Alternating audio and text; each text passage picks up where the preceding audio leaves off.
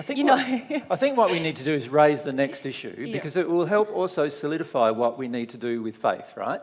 Because it's really important to understand how all of this affects your day-to-day life.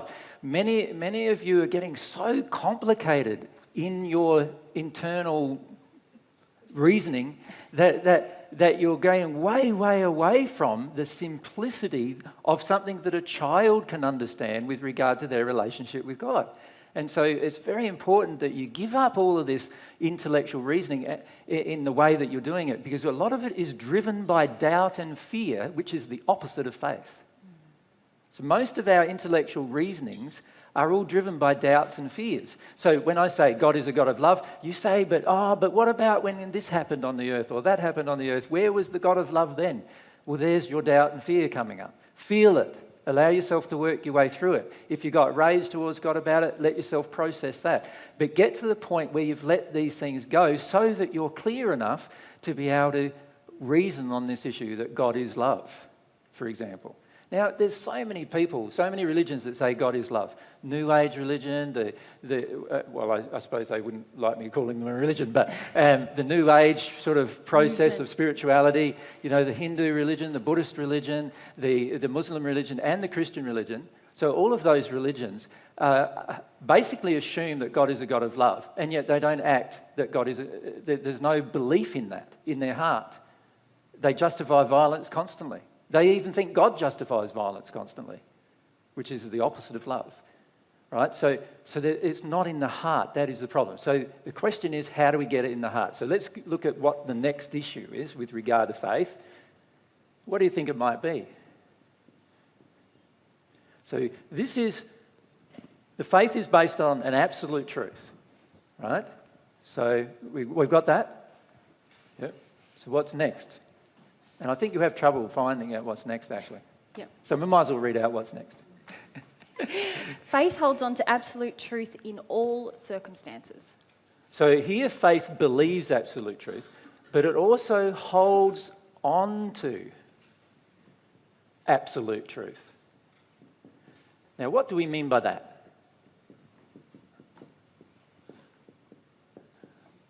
Faith recognises that inside of yourself, you have a lot of errors.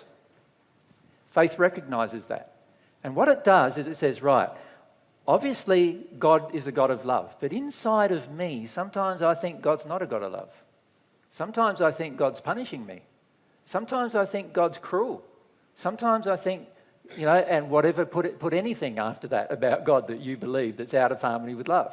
Sometimes I think God justifies violence. Sometimes I think God's not very just. Sometimes I feel like the things that happen to me are very unjust, and that means that God's not just, and so forth, right? These are the kinds of belief we have inside of ourselves. Now, we honour the fact that we have these beliefs when we have faith. We honour the fact that we have beliefs that are out of harmony with love inside of ourselves, right? But what we do is we hold on to the truth of these things. So, for example, if my belief is that God is sometimes punishing, and even intellectually I realise, so from an intellectual perspective I realise, in contrast to that God is never punishing, then what I would do if I had faith is that I would always act in harmony with that belief, even though it's not inside me yet. Right? And I would be willing to emotionally process through that belief that is false at the same time. Now, many of you are trying to accept this belief while not emotionally processing through that belief. And of course, you're not going to have faith like that. You have to do both things. If you're going to accept this truth, which you can recognize even intellectually and logically as a truth or that is divine in nature or that must come from God, and at the same time you realize that that's the feeling you have within yourself, if you're unwilling to process your way through that feeling, you will never actually finish up having this feeling in your heart. the false belief will prevent the truth from ever entering your heart. So many of you are trying to act in harmony with this without releasing this. And it's impossible to change that way.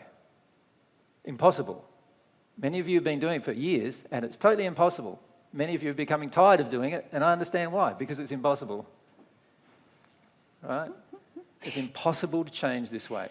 And there's often a lot of anger associated with these feelings. And unless we're willing to be humble to the process of feeling that and feeling what's underneath it, then we end up actually gathering evidence for a lack of faith. We see everything around us and go, yep, there's more evidence that this is true. Yep, there we go. Remember yesterday, Sam, where are you now? Are you here today, Sam? Yep, you asked the question. Remember, you said, how can I have faith in love? I don't believe in love. Right? It's going to take from me. So here, if we substitute Sam's example into here, all right? So what are your feelings about love, Sam? If we can maybe hand the mic to her.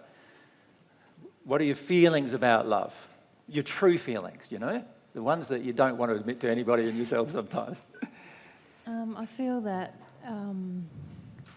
when I'm in a situation where someone loves me, that means that they're going to take from me. So love, if we write down the definition of love for you, love takes.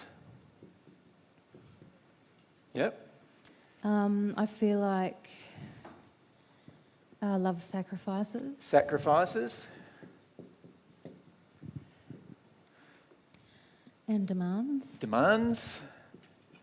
Yeah, Mother's Day, good demanding day. Who's feeling guilty? You're not with your mom. Or maybe you are. It's just like this sucking feeling, you know? Okay, sucks the life out of me. And do you feel like there's duty involved, Sam? Like yes. There's roles and obligation. Obligation. Duty, obligation. Now, how many of you would have to admit that's how you feel about love? Right? Quite a lot of us, right? Now, I've said for 5 years that love isn't like that, and none of you have accepted the truth. In your heart, you still feel this about love. Does that make sense?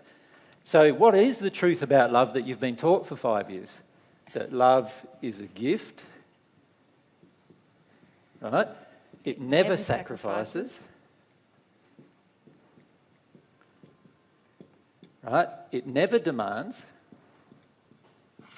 And I've said all of these things to you over and over again, yes? It gives you life. There is no duty and complete freedom. Now that's almost the polar opposite, is it not, of the previous thing. Now, here, understand, Sam, I'm not making fun of you because I feel that the majority of people still have these beliefs about love. Do you understand? This is a very common thing, that this is how we see love. Yeah? Now, this is God's truth. This is yours. This is your opinion, your belief. Now, how is God's truth ever going to get into your heart while these beliefs remain in your heart? The answer is, it's not. It doesn't matter how much we talk about it, it's not going to happen.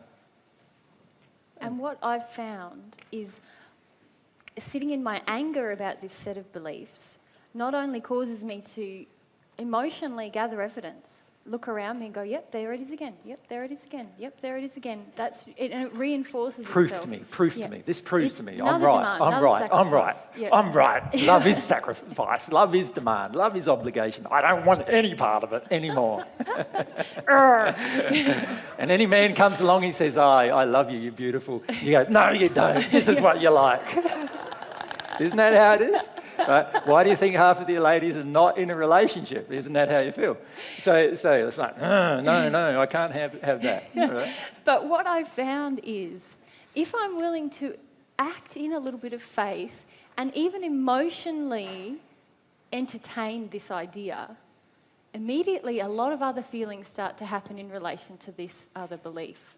Suddenly, my anger is like my defense mechanism, yep, and I've got lots of evidence. As soon as I emotionally exercise some faith, entertain, okay, maybe this is wrong, not only do I start to feel more pain about this situation, which is exactly what I'm trying to avoid in my angry stance, but I suddenly recognise, hang on, there is loads of evidence for this second truthful belief. But when I'm sitting in that rage about this one, I don't even see it. You won't see them. Yeah. Yeah. So how do we get that to there? That's the question, isn't it? Well, the first thing is we need to get rid of that out of there, don't we, obviously? And we need to also, at the same time, have faith that this is the actual true position. You see, at the moment, many of you don't have faith that that is the actual true position. Right? So what would be the quickest, most rapid-fire way to do exactly what he just said? To get this out of me and have faith in this. What would be the number one thing I could do? Not cry. Oh, pray. Pray. Who's got a mic? Yeah, Graham.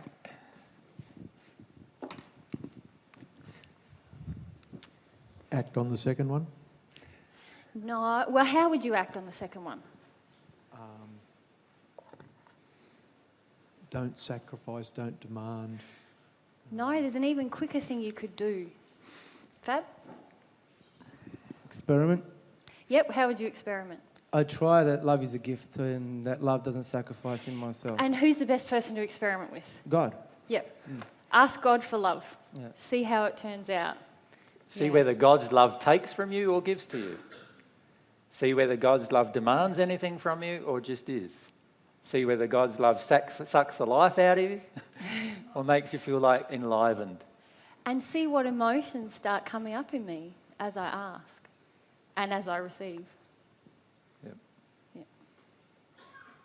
This is in contrast to the way that lots of us have been trying, which is, I'll just cry that out of me and then I'll be brave enough to ask God for love and see I if don't it's even right. feel most of you have been trying that, to be frank.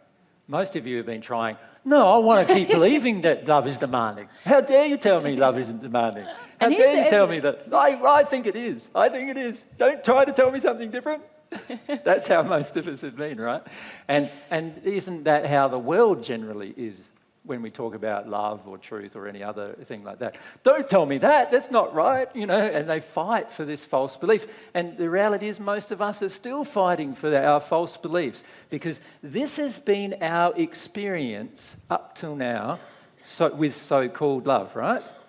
But we haven't recognized one thing, and that is none of that is love. What we've been experiencing isn't love. If we were taken from, sacrificed, we had demands made of us, it sucked the life out of us, and we had duty and obligations, none of that is love. And we're still calling it love. We still believe it's love. And that's our problem. Because if we started to see love as like this, love is a gift that never sacrifices, never demands, and we believed that was love, do you think we'd be so upset about love? Of course not, you'd be wanting it. You'd want to receive it, right? Can you see, we have to have some faith in that process that this is the true position. So faith holds on to the absolute truth. Faith does not hold on to the error.